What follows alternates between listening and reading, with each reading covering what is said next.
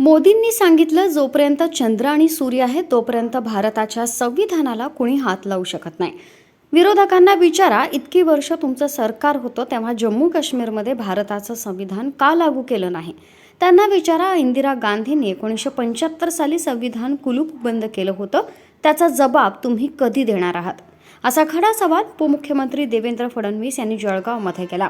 जळगाव जिल्हा नेहमीच पुढे असतो. 2026 नंतर मोदी महिला राज आणणार आहेत.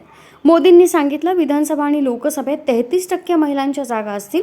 तुम्ही पहिली तयारी केली. आमच्या दोन्ही महिला खासदारांना तुम्ही निवडून देणार. यावेळी मत भाजपसाठी नाही तर भारतासाठी आहे, असं फडणवीस म्हणाले. जळगाव जिल्हा हा भगवा जिल्हा आहे. महायुतीच्या पाठीशी उभा राहिलेला जिल्हा आहे. जळगाव जिल्हा नेहमीच आम्हाला आशीर्वाद देणारा जिल्हा आहे. रावेरमध्ये रक्षाताई खडसेंनी केंद्र सरकारच्या माध्यमातून काम केलंय. स्मिताताईंनी जिल्हा परिषदेच्या माध्यमातून ग्रास रूटला काम केलंय, असं फडणवीसांनी सांगितलं. निम्नतापी योजनेला आम्ही मान्यता दिली आहे. केंद्रानंही त्याला विक्रमी वेळेत मान्यता दिली आहे.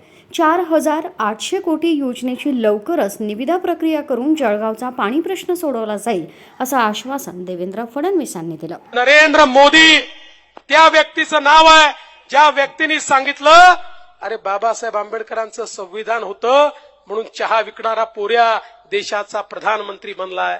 नरेंद्र मोदीजींनी सांगितलं, मला गीता बायबल कुराण पेक्षा देखील राज्य कारभार चालवण्याकरता माझं संविधान महत्वाचं आहे. अरे नरेंद्र मोदीजींनी सांगितलं, जोपर्यंत चंद्र आणि सूर्य आहे तोपर्यंत भारताच्या संविधानाला कोणी हात लावू शकत नाही. या पोपटांना सांगा आणि त्यांना सवाल विचारा, अरे इतके वर्ष तुमचं सरकार होतं, तुम्ही जम्मू काश्मीरमध्ये भारताचं संविधान का लागू केलं नाही? त्यांना सवाल विचारा. इंदिरा गांधींनी 1975 मध्ये 2 वर्षाकरता भारताचं संविधान कुलूप बंद केलं होतं, त्याचा जबाब तुम्ही कधी देणार आहात?